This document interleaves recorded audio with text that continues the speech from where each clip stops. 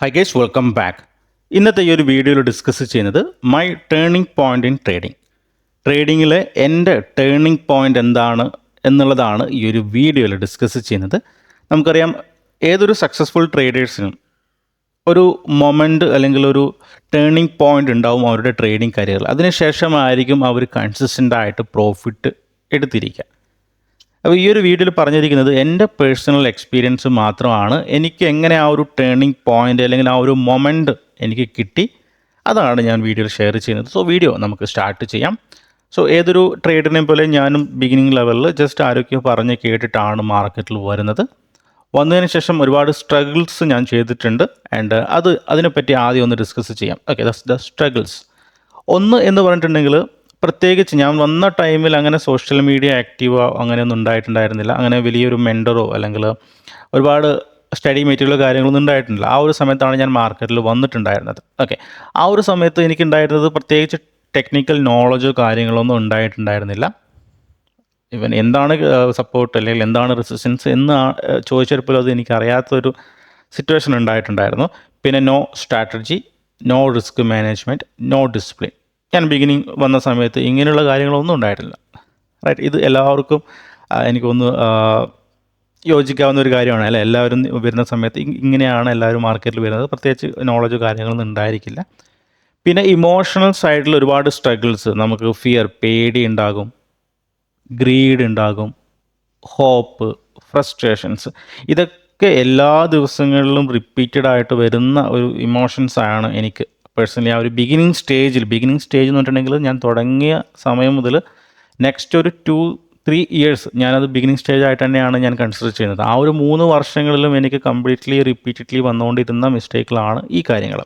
അപ്പോൾ ഇത് രണ്ടും ഒരുമിച്ച് വന്ന സമയത്ത് എനിക്കുണ്ടായ റിസൾട്ട് എന്ന് പറഞ്ഞിട്ടുണ്ടെങ്കിൽ വളരെ വലിയ ബിഗ് ലോസസ് ഉണ്ടായിട്ടുണ്ടെന്ന്. സ്റ്റക്ക് ഇൻ മൈൻഡ്, ഞാൻ മൈൻഡ് ആകെ ഔട്ട് ഓഫ് കൺട്രോൾ ആയ സിറ്റുവേഷൻസ് ഉണ്ടായിട്ടുണ്ട്. റൈറ്റ്, ബിഗ് ലോസസ് എന്ന് പറഞ്ഞിട്ടുണ്ടെങ്കിൽ ഈവൻ ഞാൻ ഇപ്പോഴും ഓർക്കുന്നുണ്ട്. ഞാൻ ആ ഒരു സമയത്ത് ഇക്വിറ്റിയിലാണ് ട്രേഡ് ചെയ്തുകൊണ്ടിരുന്നത്. എനിക്ക് തോന്നുന്നു അന്ന് ജെറ്റ് എയർവേസിൻ്റെ സംതിങ് ഉണ്ടായിരുന്നു. അപ്പോൾ അന്ന് എൻ്റെ കയ്യിൽ ആകെ ഉണ്ടായിരുന്ന ക്യാപിറ്റൽ എനിക്കൊന്ന് 25,000 to 30,000. അന്ന് എനിക്ക് വളരെ വലിയ ക്യാപിറ്റലാണ്, കാരണം ഞാൻ എൻ്റെ ജോലിയിൽ നിന്ന് സേവ് ചെയ്ത് വെച്ചിരിക്കുന്ന ഒരു എമൗണ്ട് ആണ്. അപ്പോൾ ആ ഒരു സമയത്ത് ജെറ്റ് എയർവേസിൽ ഞാൻ എന്തൊരു ബൈയിങ് എൻട്രി സംതിങ് ഞാൻ എടുത്തിട്ടുണ്ടായിരുന്നു. ഒറ്റ സെക്കൻഡിൽ, ഒരു 1-2 മിനിറ്റിനുള്ളിൽ തന്നെ എൻ്റെ എൻ്റയർ ക്യാപിറ്റൽ വൈപ്പ് ഔട്ട് ആയിട്ടുണ്ടായിരുന്നു. 75%, അതായത് ബ്രോക്കർ തന്നെ സ്കോർ ഓഫ് ചെയ്ത സിറ്റുവേഷൻസ് ഉണ്ടായിരുന്നു. ഈവൻ സ്റ്റോപ്പ് ലോസ് പോലും ഹിറ്റ് ആവാതെ വന്ന സിറ്റുവേഷൻസ്. അപ്പോൾ അതൊരു വലിയൊരു ബിഗ് ലോസസ് ആണ്. അപ്പോൾ അങ്ങനെ വരുന്ന സമയത്ത് എനിക്ക് ഒരുപാട് സ്ട്രഗിൾസ്, അത് മെൻ്റലി ഒരുപാട് സ്ട്രഗിൾ ഉണ്ടായിരുന്നു. ആകെ ഫ്രസ്ട്രേറ്റഡ് ആകും, ഞാൻ മാർക്കറ്റിനെ തെറിയും. ആ ഒരു ജെറ്റ് എയർവേസിനെ പറഞ്ഞ തെറിയോ ഇപ്പോഴും എനിക്ക് ഓർമ്മയുണ്ട്, കാരണം അത്രയും വലിയ നഷ്ടമാണ് വന്നിരിക്കുന്നുണ്ടായിരുന്നത്. റൈറ്റ്, പിന്നെ അത് ആകെപ്പാടെ നമ്മുടെ മൈൻഡിനെയൊക്കെ ബാധിക്കും, നമ്മുടെ ജോലിനെ ബാധിക്കുന്നു, അങ്ങനെയുള്ള കാര്യങ്ങൾ. ഓക്കെ, പിന്നെ ഒരു സ്ട്രഗിൾ എന്ന് പറഞ്ഞിട്ടുണ്ടെങ്കിൽ നമുക്ക് ലോസിങ് ടൈം ആൻഡ് മണി. നമ്മൾ ക്യാഷ് ഓൾറെഡി നഷ്ടപ്പെടുന്നുണ്ട്, അതിൻ്റെ കൂടെ നമുക്ക് സമയം കൂടി നഷ്ടപ്പെടുന്ന സമയത്ത് നമുക്ക് ഒരുപാട് ബുദ്ധിമുട്ടുകളുണ്ടാകും. കാരണം ആദ്യത്തെ ഒരു 1-2-3 ഇയർ ലൈറ്റ് നമ്മൾ ട്രേഡുകൾ ചെയ്യുന്നു, ബട്ട് സ്റ്റിൽ പ്രോഫിറ്റ് ഉണ്ടാകുന്നു, വലിയ നഷ്ടങ്ങൾ വരുന്നു, ഇത് തന്നെ റിപ്പീറ്റ് ചെയ്യുന്നു. അപ്പോൾ ആ ഒരു സമയത്ത് നമ്മൾ ആലോചിക്കുന്നത് ഇതിൽ നിന്ന് പ്രോഫിറ്റ് എടുക്കാൻ പറ്റില്ല. ബട്ട് അറ്റ് ദ സെയിം ടൈമിൽ നമ്മൾ ഒരുപാട് ടൈം സ്പെൻഡ് ചെയ്തിട്ടുണ്ട് ഇതിൻ്റെ പുറകിൽ. അപ്പോൾ അതും വളരെയധികം നമ്മൾ മനസ്സിനെ ബാധിക്കുന്നുണ്ടായിരുന്നു. ഓക്കെ, പിന്നെ ലൂസിങ് കോൺഫിഡൻസ്, ഈ കാര്യങ്ങളൊക്കെ വളരെ ഉണ്ടായിക്കൊണ്ടിരുന്ന ഒരു സിറ്റുവേഷൻസാണ്. ഓക്കെ, ബിഗിനിങ് സ്റ്റേജിൽ. അപ്പോൾ നമ്മൾ ട്രേഡുകൾ എടുക്കുന്നു, വിത്തൗട്ട് നോളജ് ട്രേഡുകൾ എടുക്കുന്നു. ചുമ്മാ ട്രേഡുകൾ എടുത്ത ദിവസങ്ങളുണ്ട്, ചുമ്മാ കൊണ്ടുപോയിട്ട് ക്യാഷ് കളഞ്ഞ ദിവസങ്ങളുണ്ടായിട്ടുണ്ട്. ഓവർ ട്രേഡിങ് ചെയ്തിട്ടുണ്ട്, റിവഞ്ച് ട്രേഡിങ് ചെയ്തിട്ടുണ്ട്. റൈറ്റ്, അങ്ങനെ ഒരുപാട് മിസ്റ്റേക്കുകൾ ചെയ്തുകൊണ്ടിരിക്കുന്ന ഒരു സിറ്റുവേഷനാണ് ആ ഒരു ബിഗിനിങ് സ്റ്റേജിലുള്ള സിറ്റുവേഷൻ. അപ്പോൾ അതിൽ നിന്ന് വെളിയിൽ വരാൻ വേണ്ടിയിട്ട് ഒരുപാട് കാര്യങ്ങൾ, ഈ കാര്യങ്ങൾ ഇപ്പം നോട്ട് ടെക്നിക്കൽ നോളജ് എന്ന കാര്യങ്ങൾ ഞാൻ ഇവിടെ എഴുതിയിട്ടുണ്ട്. അപ്പം ഞാൻ കാര്യങ്ങൾ നല്ല രീതിയിൽ പഠിച്ചു, പ്രൈസ് ആക്ഷൻസ് പഠിച്ചു, ഈവൻ അതിനെക്കാട്ടി അഡ്വാൻസ്ഡ് ആയിട്ടുള്ള കാര്യങ്ങളൊക്കെ പഠിച്ചിട്ട് പോലും ഈ കാര്യങ്ങളൊന്നും കറക്റ്റായിട്ട് വരാതെ, ഈ ഇമോഷൻസ് ഒന്നും കറക്റ്റായിട്ട് വരാതെ വലിയ നഷ്ടങ്ങൾ പിന്നീടും ആ ഒരു ഗ്രൂപ്പിൽ തന്നെ പെട്ടുകൊണ്ടിരിക്കുന്ന സിറ്റുവേഷൻസ് ഉണ്ടായിട്ടുണ്ടായിരുന്നു. ഓക്കെ, അപ്പം അതിൽ നിന്ന് ഒരു മൊമെൻ്റ് എനിക്ക് കിട്ടിയത്, റൈറ്റ്, ഓക്കെ, ഈ ഒരു ലൂപ്പിൽ തന്നെ കംപ്ലീറ്റ് ചെയ്തുകൊണ്ടിരിക്കുകയാണ്. ട്രേഡിങ് പഠിക്കുന്നു, പുതിയ സ്ട്രാറ്റജികൾ പഠിക്കുന്നു, അതായത് സ്ട്രാറ്റജികൾ ചേഞ്ച് ചെയ്തുകൊണ്ടേയിരിക്കുന്നു. പുതിയ സ്ട്രാറ്റജികൾ പഠിക്കുന്നു, ഞാൻ പ്രോഫിറ്റ് എടുക്കുന്നു. ദെൻ അഗെയിൻ ഡിസിപ്ലിനോടല്ലാതെ ട്രേഡ് എടുത്തിട്ട് വീണ്ടും ട്രേഡുകൾ കൺസിഡർ ചെയ്യുന്നു, വീണ്ടും നഷ്ടങ്ങൾ ഉണ്ടായിരിക്കുന്നു. ഓക്കെ, അങ്ങനെ അതിൽ നിന്നൊരു ടേണിംഗ് പോയിന്റ് എന്ന് പറഞ്ഞിട്ടുണ്ടെങ്കിൽ ഒരു ബിഗ് ലോസസ് തന്നെയായിരുന്നു എൻ്റെ ഒരു ടേണിംഗ് പോയിന്റ് എന്ന് പറഞ്ഞിട്ടുണ്ടെങ്കിൽ. ഓക്കെ, അന്ന് എനിക്ക് തോന്നുന്നില്ല ഒരു 50,000 സംതിങ് അന്ത ടൈമിൽ. ഓക്കെ, 2018 ആ ഒരു ടൈമിൽ വലിയൊരു നഷ്ടം എനിക്ക് സംഭവിച്ച സമയത്താണ് എനിക്കൊരു മൊമെൻറ്റ്, ഒരു യൂറോക്ക മൊമെൻ്റ് എന്ന് പറയുന്ന സമയം ഞാനതിനെപ്പറ്റി ഇങ്ങനെ ആലോചിച്ചു.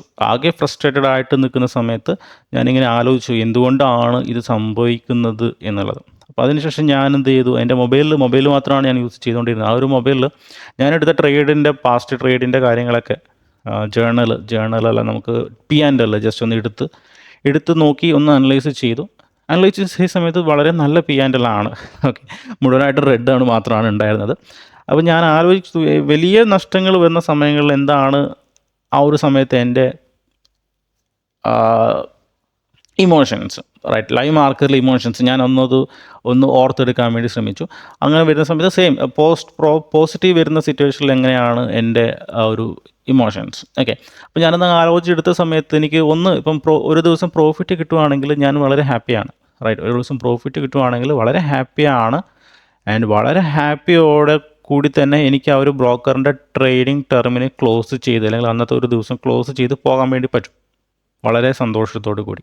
ഓക്കെ, ബട്ട് ലോസിൻ്റെ സിറ്റുവേഷനിൽ ലോസ് വരുന്ന സമയത്ത് എനിക്കത് ബ്രോക്കറിൻ്റെ ടെർമിനൽ ക്ലോസ് ചെയ്യാനോ അല്ലെങ്കിൽ അന്നത്തെ ദിവസം ട്രേഡ് സ്റ്റോപ്പ് ചെയ്യാനോ പറ്റാത്ത സിറ്റുവേഷൻ. അതാണ് എൻ്റെ മെയിനായിട്ടുള്ളൊരു മിസ്റ്റേക്ക് എന്നത് മനസ്സിലാക്കി.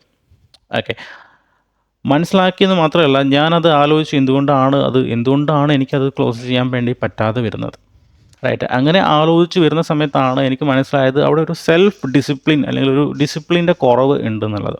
ഓക്കെ, അപ്പോൾ അത് എനിക്ക് മനസ്സിലായ ഒരു മൊമെൻ്റാണ് എൻ്റെ ട്രേഡിങ്ങിലെ ഒരു ടേണിംഗ് പോയിൻ്റ് എന്നാണ് ഞാൻ വിശ്വസിക്കുന്നത്. അതായത് എനിക്ക് തീരെ ഡിസിപ്ലിൻ ഇല്ല, സെൽഫ് ഡിസിപ്ലിൻ ഇല്ല എന്ന് മനസ്സിലാക്കിയ സമയത്താണ് എൻ്റെ ആ ഒരു ടേണിംഗ് പോയിൻ്റ് സ്റ്റാർട്ട് ചെയ്തത്.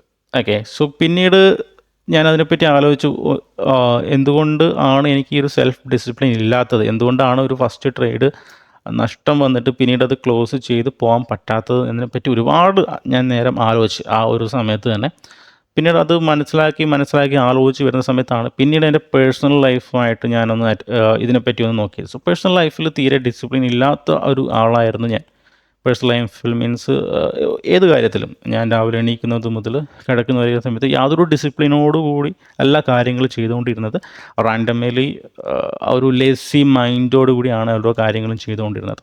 ഓക്കെ, അപ്പോഴാണ് എനിക്കൊരു തോന്നിയത് ആ ഒരു ടേണിംഗ് പോയിൻ്റ് മീൻസ് എനിക്ക് മനസ്സിലായി സെൽഫ് ഡിസിപ്ലിനാണ് കുഴപ്പമെന്നുള്ളത്. പിന്നീട് കുറച്ചുകൂടി ഇൻഡെപ്തായിട്ട് നോക്കിയ സമയത്ത് എനിക്ക് മനസ്സിലായി എൻ്റെ ഉള്ളിലെ ആ ഒരു പേഴ്സണൽ ലൈഫാണ് വില്ലൻ എന്ന് എനിക്ക് മനസ്സിലായി. പേഴ്സണൽ ലൈഫ് എന്ന രീതിയിൽ ഞാൻ അതിനെ കണ്ടുപിടിച്ചു.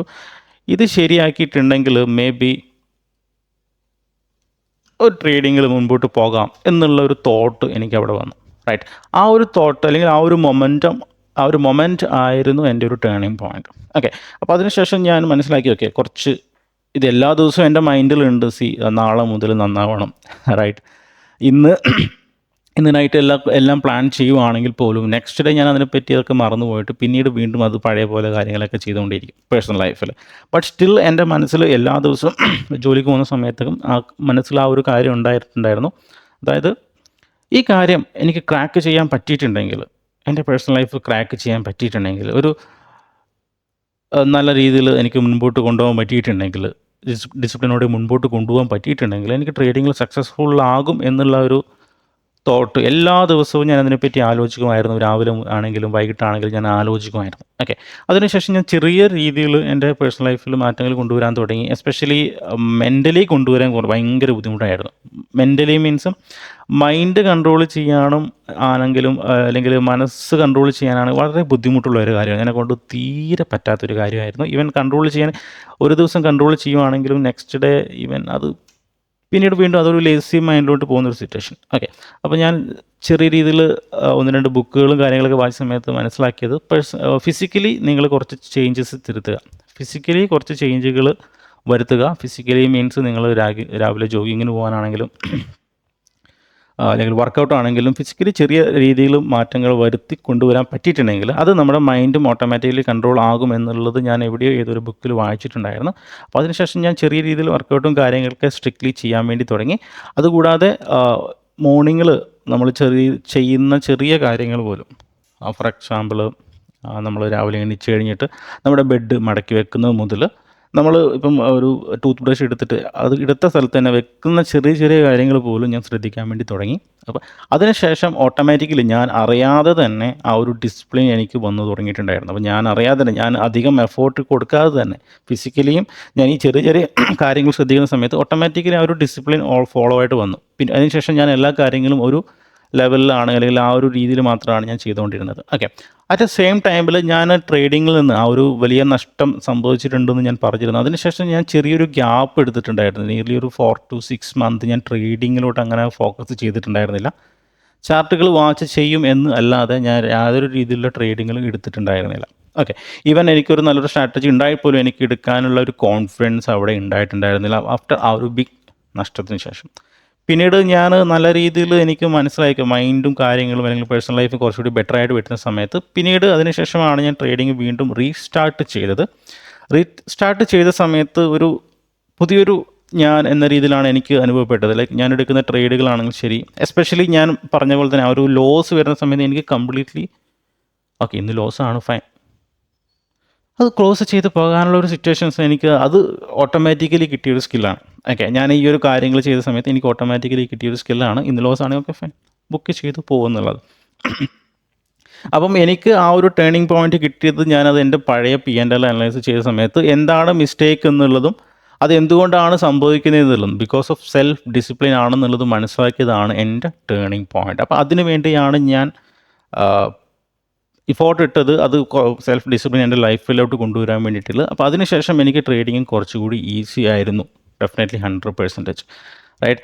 സോ ഇതാണ് എൻ്റെ ഒരു ടേണിംഗ് പോയിൻ്റ്. അപ്പം ഞാൻ എപ്പോഴും പറയുന്നത്, നിങ്ങളും ഡെഫിനറ്റ്ലി നിങ്ങൾക്കും ഒരു ടേണിംഗ് പോയിൻ്റ് ഉണ്ടായിരിക്കും. അപ്പോൾ ഇത് എൻ്റെ ടേണിംഗ് പോയിൻ്റ് നിങ്ങൾക്ക് ഉണ്ടാവണം നിർബന്ധമൊന്നുമില്ല.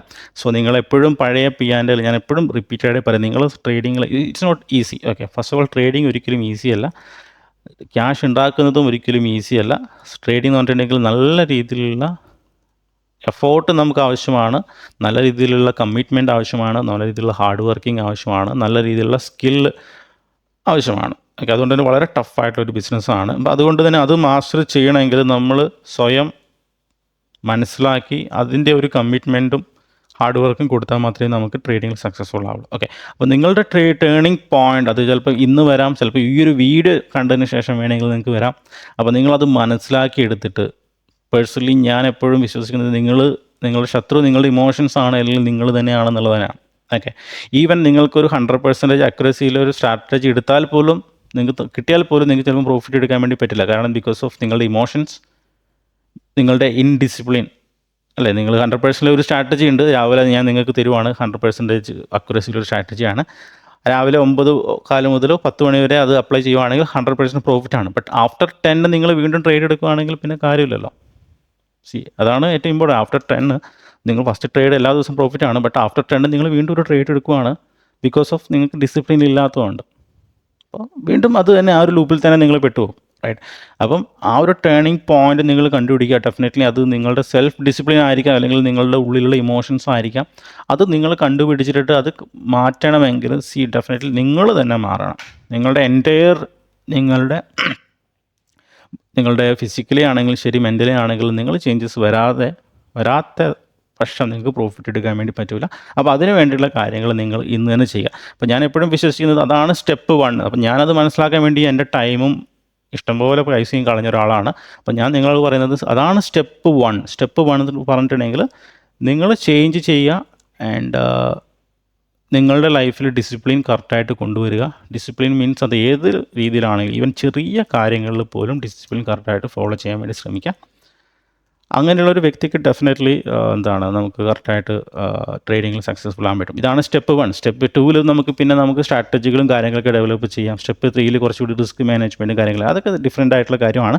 പക്ഷേ സ്റ്റെപ്പ് 1 നിങ്ങൾ ഈ കാര്യം ഫോളോ ചെയ്യുക. നിങ്ങളുടെ സെൽഫ് ഡിസിപ്ലിൻ കാര്യങ്ങളൊക്കെ ഡയറക്റ്റായിട്ട് മനസ്സിലാക്കി എടുത്തിട്ട്, ഞാനത് മനസ്സിലാക്കാൻ വേണ്ടി ഏകദേശം 3 വർഷം എടുത്തു. അപ്പോൾ നിങ്ങൾ ഇപ്പോൾ തന്നെ നിങ്ങൾ മനസ്സിലാക്കുകയാണെങ്കിൽ ഇന്ന് തന്നെ നിങ്ങളുടെ അതിന് വേണ്ടിയിട്ടുള്ള കാര്യങ്ങൾ ചെയ്യാൻ വേണ്ടി ശ്രമിക്കുക. സോ പുതിയൊരു വീഡിയോ ആയിട്ട് നമുക്ക് നാളെ കാണാം. So bye. Thank U.